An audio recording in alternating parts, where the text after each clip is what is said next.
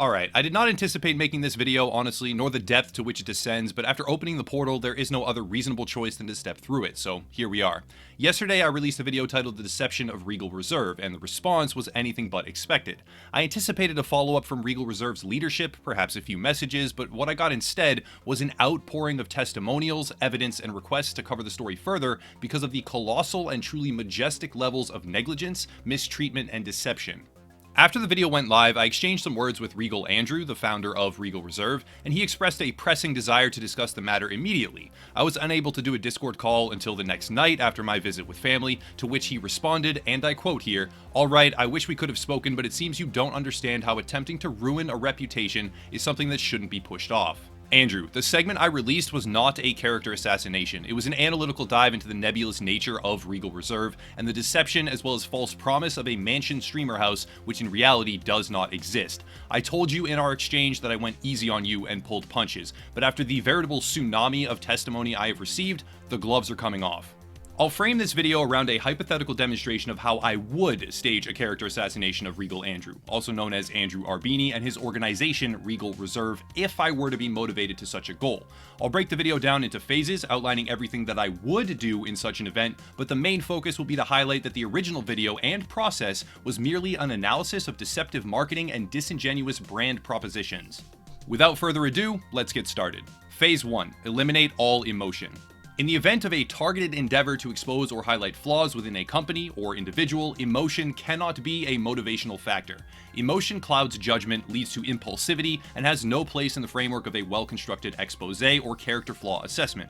My first step would be to eliminate emotion, restructure my tactics and approach to be analytical rather than personal, and begin researching the subject with as much detail and meticulous care as I could possibly muster. This is almost impossible for most people, myself included by the way, and leads to various problems down the line such as ad hominem attacks outside their rightful place, among other things, but the general idea is to restrict any emotional involvement in your decision making as much as is humanly possible. Phase 2. The Opening Salvo. If I were to take aim at an organization such as Regal Reserve with the desire to inform and educate a potential audience as to the immediate danger of being involved with them, I would begin with an opening salvo of whatever findings I deemed to be problematic. This would include things like the mansion that Regal Reserve very pointedly advertised to their audience as being in their possession, which in reality is a single family house for rent, not a mansion that is still on the real estate market as per an image query on Google. I would also highlight inconsistencies with their social media profiles, such as how an overwhelming amount of evidence suggests that their Twitter followers are a fabrication or otherwise dubiously obtained, and I would conclude with a reasonable doubt proposition accurately labeling much of the material as educated speculation. The goal of the opening salvo is to establish your target and open the door for further conflict. Phase 3. Identify weakness and exploit it. If I were to be asked to identify a speculative weakness for Regal Reserve, it would be Regal Andrew himself, the CEO. I would also further clarify I believed that weakness to be vanity, an assumption retroactively proven when an angered fan claiming to be a close friend of Andrew's started bombarding myself and a few of my friends with claims that Regal Andrew has a custom license plate on his Audi R8 that says his name, among other shallow and materialistic reasons why I am wrong and should immediately apologize. A weakness of vanity is not difficult to exploit at all. The simple existence of an analytical video on YouTube that calls into question the success or legitimacy of a vain person's work will not go unnoticed, and they are likely to reach out. They will also have a prominent sense of urgency since their motivation is emotional rather than rational, and they will likely forget or not understand the fact that waiting to thoroughly and accurately refute criticism is by far more effective than rushing to the fire with no way to put it out. This weakness, for the sake of today's example, vanity, will open the door for further action, should that truly be your desire with this hypothetical character assassination. The likelihood of an emotional response creating more contradictions than it clarifies is very high, and though a one-step analysis of flaws or concerns can be effective, a multi-stage back and forth where the target entrenches themselves in the positions you can lead them to, or confirms accusations and suspicions through impulsive defense, is far more effective. Phase 4. Discredit and reiterate. If, hypothetically, an emotional response is made, you must now comb it for discrepancies. Applying that same logic here, we can see that Andrew highlights for an extended period of time the commonality of requiring contest participants to utilize a hashtag or submit videos with the word Regal somehow contained within them. His example could be taken at face value and a minor victory awarded to him. However, in his own official promotion, he states the following. For you content creators who are interested in joining the team and potentially moving into the Regal Mansion, we want you guys to create videos that are under 2 minutes. However, make sure that every single video mentions the word Regal. I know it's very non-traditional of us to say you guys need to use that, but we want to see what you guys can do with the word Regal, whether it's you find somewhere that says the word Regal or something along those lines. Just have fun with it. Somehow mention the word Regal in it, as well as when you do submit these videos, make sure you use hashtag RegalRC in the video title as well as in your tweets to us. If I were to be constructing a zero-option character assassination, I would now suggest that my own claim, referring to this as an uncharacteristic tactic in these competitions, is based off of his precise words, stating that this is very non-traditional for them to say that people need to use that, which then leads to the backward connection that one of his primary criticisms of my own claim was likewise based on something he claimed.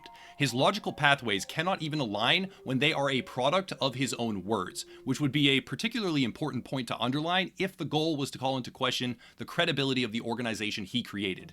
Next would come the reiteration of what was singularly the most important piece of information contained within the original analysis. The fact that Regal Reserve is advertising a property they do not own as theirs, while simultaneously holding a recruitment competition to then allow one lucky winner to move in rent-free into a house that they do not have access to. Setting aside the legal implications of advertising property you do not own, which is admittedly not my area of expertise, but has been brought up at length by a few other parties interested in the topic, there is the problematic concern of verification. Zillow is unpredictable, and the property might in fact be his, it just has not indexed the change to the site yet. However, this is not the case. First, there is secondary verification from the Maricopa County Assessor's Office that the house is still available and is not owned or rented by Regal in any capacity whatsoever, despite having its images advertised on their video claiming ownership multiple times. However, this secondary verification is not even needed because the emotional response from Regal Andrew contained the following. The next point in the video discusses the mansion, and he brings up some, valid points that are probably confusing to the general public, such as why is the mansion listed on Zillow, saying it hasn't been rented.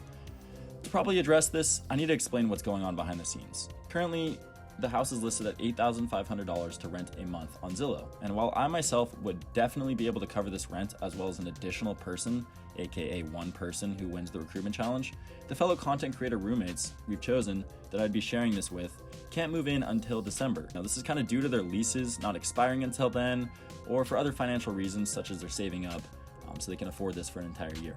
Wording is important here. The claim is that he has enough money to support himself and the contest winner, but that the house is not owned and there are no plans to even move forward with this project until December because other participants are saving or finishing their lease agreements. This is an open acknowledgement that the original promotion video claiming we got a mansion is a stone cold lie, and on top of that, since the publication of my original analysis, that video has been set to unlisted and removed from display on the Regal Reserve home YouTube page. I speculate this is because he does not know that anyone at all with a direct link can still view and download that video. This indicates an impulsive decision to cover up evidence that is already widely accessible because there is in fact wrongdoing contained within it. Lastly, he spends an extensive amount of time targeting Maddie Elizabeth, the streamer whom he manipulated into executing the vast majority of fundraising for the charity stream, and his allegation is that she received his donated funds but did not forward them to the proper avenue. I can personally vouch for her intentions here, and the truth is that the complexity of logging and then donating funds from multiple avenues, such as credit card charges held by Streamlabs, which is separate from bits held by Twitch, and individual PayPal donations, it's not a simple process, and has caused her a great deal of stress. However, I will go a step further here because actions are obviously louder than words. This is a verified donation from Upper Echelon LLC to the very same campaign that their original charity was for. That is double the claimed amount that Regal Andrew says is missing. And furthermore, the donation he submitted, if and when it does come through the PayPal portal, Maddie Elizabeth will be refunding it entirely to him. Whether or not he wants to properly submit a charitable donation with the legitimate paperwork attached directly to a reputable organization after that has occurred, that is up to him. This is designed to preemptively disarm a false altruistic defense and deflection, claiming that it's all about the charity and that's what truly matters, so where did his money go? Your money is coming back to you, Andrew, and using the charity as a smokescreen will no longer work. Furthermore, I will use this as an opportunity to firmly express that charitable giving does not make a person better as a human being or compensate for character flaws. A common theme often associated with vanity is an expectation that donations, bits, or gifted subs will somehow equate to social importance and personal integrity. This is demonstrably false. I could give $10 or $10,000 to streamers, charities, and any other outlet, and it would have no impact on the fact that I am a vindictive, petty, and vain person. Phase 5. Present new evidence. Now we arrive at the theoretical step of presenting new material from which to draw conclusions. If I were to undertake such a task, I would start off with the first and most obvious revelation, Gemini 1 marketing. If we visit the Regal Reserve homepage and navigate to the contact section, there is an email option. Clicking this button does nothing, but right-clicking and either opening the link in a new tab or copying it to your clipboard will reveal that it ties to andrew@gemini1marketing.com. If we then go to Gemini 1, we can see that Andrew himself is the CEO of this second company. Navigating to the California Secretary of State, it can also be seen that the corporate filings are legitimate, which leads to the question of whether or not Andrew has properly set up the channel by which to funnel capital from one LLC directly into another LLC while complying with proper tax law. For an individual who did not even bother to advise a fellow streamer on the proper progression of a charity stream involving third-party verifiable extensions for a smooth donation process, it leaves me less than confident that his business acumen is competent enough to properly formulate a structure like this. On top of that, if we begin to go deeper into the trove of information forwarded to me by others, we can see that the true workers behind Regal Reserve are the ones responsible for events or projects such as the charity stream, and when referencing past occurrences, we are in fact referencing work not done by Andrew himself, hence its relative success, but his response to that success must now be examined. Many of my sources very pointedly asked to remain anonymous and not have me mention their names. I will 100% respect this and also make an attempt to remove anything else that could possibly link their identity. From 2 separate conversations, I learned that previous charity events were entirely operated by a team member who left a few days after a different Regal recruitment challenge, akin to the one running now, having been told they were no longer needed. This was also not an amicable parting from my understanding. I am respecting the request of certain parties who do not wish to have their information revealed, or I would show additional context and support from a variety of different individuals. However, there is a veritable cornucopia of testimony here. The following is from a former Regal member who allowed me to record his statement during a live stream and had no reservations at all about anonymity. Also, it's a little bit hard to hear his voice because of the gameplay, but it's no big deal. But what was weird about the whole situation is that every female that we picked up that was cute as shit and that was single, Andrew would hit up. Like, every single one. Like, Hannah, he was fucking with her for a while. Shorty, he was fucking with her for a while. That used to be a thing, and she ended up with Austin. And then with Gretchen, he was fucking around with her too. And, like, I don't do voice like that. Gameplay? Yeah, let me turn the gameplay down actually. Like every cute female streamer that we ended up picking up, he would, you know, start messing with. So, you know, we busted him on that. Oh my god, no fucking way. And he straight up denied it. He got pissed off the moment we said it, and ever since that I was on his shitty side. You know, he wanted to kick me for so long, and then after the RC, we had picked up some snipers and some streamers and shit. Now, granted, the streamers weren't as big as we were wanting, but you know, they they held their own with viewers, and you know, they had a decent following. But he dropped 40 people, at least 40 people, just days after we picked him up. And then he ended up dropping the entire sniping roster. I'm like, okay, why? I was like, we had content ready, you know, we had like 2 or 3 montages ready, and he still dropped us. There is much more to that statement and recording, but for the sake of time, I really do have to trim it down to the bare bones summary. This brings 2 questions to the table. First, behavior towards partners, and second, the validity of these recruitment challenges. On the subject of behavior, there is ample evidence of a problematic environment within Regal, perpetrated by Regal Andrew himself. However, again, with the restriction of guaranteed anonymity, the vast majority will be kept private. Here is a segment reading as follows from a source I have reasonably been able to verify 100% was a former Regal member with significant knowledge and connection. I'm not asking if a certain someone has DM'd you, as it is not my business, but yes, I have a very good friend of mine who I've met IRL, and she told me in person the things he told her and what he tried to use her for. As for the recruitment challenge, I received the following. How's it going, Upper Echelon? I just wanted to reach out to you since I saw the Regal situation going on. I am one of the previous winners of the Regal Recruitment Challenge, along with a bunch of other people that will have to choose to come forward in their own right. I know a few of the guys feel the same as me, which is why we left. I was part of Regal for roughly 2 weeks at best before I started checking the other Twitter on Social Blade, etc., and all of the speculation pointed to a bot Twitter. This is from a completely unbiased source of someone joining an org that knew none of these people. My first vibe from Andrew trying to be neutral was that he was a kid who tried to throw around the fact that he had money. He was extremely over the top and acted like he was some big shot CEO. During this time, I saw anything from sponsorship issues to not even giving the RC winners what they were supposed to receive upon entry, which was something as simple as a shaker cup. My point being that after the recruitment, he cut both of his stream team leads that did all of the recruitment work pro bono. No joke, literally right after the challenge, cut about half the people he brought in for the RC right after the challenge, raised the bar for what the requirements were, or tried to pass some of the RC winners off to an org called Zero Chill Gaming, which was owned by Tiffany at the time. So basically, long story short, after the RC inflated their numbers on Twitter, looked lucrative to every small person possible trying to make it, dropped them. My morals had a problem with this, and as I was one of the people not passed over, I chose to leave, as you see in my pinned tweet via my Twitter. In my time spent with Regal, all I know is that Andrew is an extreme case of clout chasing, and the tight-knit group of people that he keeps around him in the leadership will defend him regardless, right or wrong, because I can only imagine what money he has flexed to them. Good luck in your hunting, and wishing you the best success. There are very few testimonials as open as this, and I would like to thank my source for coming forward without fear. Additionally, he had this to say. It seems like the recruitment challenges are just ways to boost the Twitter activity, because after the previous RC, which saw 40 plus people were recruited, he dropped the majority of the recruits 2 weeks later and tried to send them to Zero Chill Gaming, which points to just using it as a promotional type thing, not trying to keep members around. This aligns directly with the previous and self-professed anomaly of requiring all Regal RC participants to use the word Regal in their content. Whether or not that is typical of esports organization competitions, Regal Andrew himself states it was very non-traditional.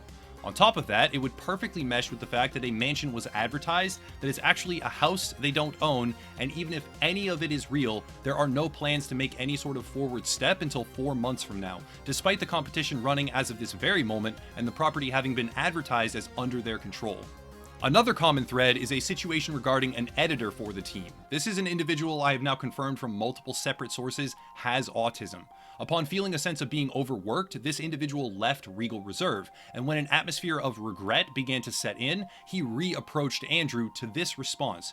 You are honestly a failure and an attention whore, and you need to grow up. You left the only good thing you had going for you, and it's going to ruin your rep because you are a complete immature pessimist. Grow up, FFS. PS, you wasted my time for 4 months, so I will completely waste your time too. Quit now. Keep in mind, this is one of the individuals who was making Regal Reserve a reality. Many of the hardest workers by their own claim and verified by alternative sources worked pro bono and devoted much of their energy to this organization. And by Regal Andrew's own displays, he claims excessive wealth at every opportunity. But the vindictive and petty atmosphere from leadership completely destroyed the potential of this organization. Furthermore, policy and recruitment tactics are no better off than the environment. This is a tweet from Hungrybox, a Team Liquid player, referencing a recruitment exchange that was adamantly being pushed through the pipeline by Regal Andrew. The organization is built from the ground up upon faulty practices that are not in line with league expectations and cannot achieve the bold claims and goals that are being projected. Regal Reserve also has a very sordid past. Jordan Daly, though not the subject of this investigation specifically, came up quite frequently as an individual who had a negative impact on the org as a whole, and the connection is the utilization of a hacker to acquire social media accounts that did not belong to him. That might be a topic for another day, but when we harken back to the erroneous metrics on the Regal Reserve Twitter, we can also begin to connect the dots there. And then shortly after all this happened, the Regal Twitter, the one that you put in your video, the one with like 120k followers, got suspended, and it was suspended for like 8 months. This helps explain the strange social blade metrics and growth pattern, as well as the cleansing of tweets, but it goes further. The Regal Reserve Twitter account is alleged to be, with an abundance of supporting testimony by the way, a hacked account from a small-scale celebrity, which was then sold and bought by Regal Andrew. Regal Andrew feigns ignorance to this, but it subsequently requires the question, why did he dodge that section of the previous analysis? He is shown through this screenshot right here to currently possess the knowledge that his organization's Twitter account is likely fraudulent. Regal Andrew also allegedly bought the entire organization from Jordan Daly himself, and during past operations, partner Twitter accounts were leveraged for their user engagement via TweetDeck, which would result in their frequent suspension, damaging the reputation and profile of Regal partners because of non-conforming practices that violate Twitter terms of service. Knowing that the organization has a lengthy history with hacked accounts and frequent bans or suspensions as a result of TOS violations, it should raise a red flag to any potential partners. There is an abundance of additional information, but from here it would devolve into a never-ending spiral of screenshots, cross-referencing, and warning signs. For the sake of time, I will end the phase there, but if I were to be staging a character takedown, as Regal Andrew believed my first video to be, I would continue with every single shred of what I've been sent, with the underlying goal of constructing a phalanx so impenetrable it makes any response or attempt at damage mitigation impossible. Phase 6, Closing Statements. If I were to be fully engaged in the process of assembling the best argument possible against Regal Reserve, the closing statements would be extremely important. In a court of law, lawyers often use their closing statements to assail a defendant or plaintiff's character. The closing statements can often contain ad hominem attacks and are designed to reinforce the desired narrative of either innocence or guilt. The impact of a well-crafted closing statement is invaluable, and what is the internet if not a jury on the grandest of scales that is always in session? With that in mind, were I to make a closing statement, it would likely resemble the following. Regal Reserve has a checkered past, ranging from recruitment challenges that were ill-defined and abandoned soon after, with shifting requirements designed to eliminate streamers after their hard work had already been completed, effectively using them for growth, to the buying and selling of hacked social media accounts designed to further a sense of social credibility. The organization has recently been reborn, but it has done so using the same platforms, and also is following the same disingenuous trajectory. The newest recruitment challenge is formulated around a mansion that is not a mansion, it is a house that is still on the market with no plans of even pretending to move forward until months from now, while the competition actively runs. The business owner is a 21-year-old child, funneling funds from one Barebones LLC into a second Barebones LLC, while failing to even undertake the proper procedure for a rudimentary charity stream, and by his own explanation, lacking any basic knowledge of charitable giving's tax information, resulting in a problematic event for a newly acquired partner, which caused noticeable emotional distress.